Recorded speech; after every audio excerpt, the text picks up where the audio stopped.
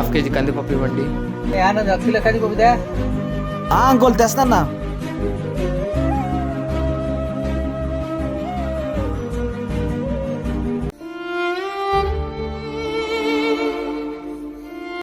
అబ్బా ఏముంది మా రూము.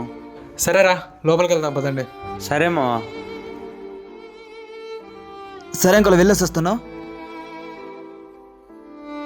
చెప్పన్నయ్యా. అంత గుర్తుంది. సరే సరే ఓకే బాయ్.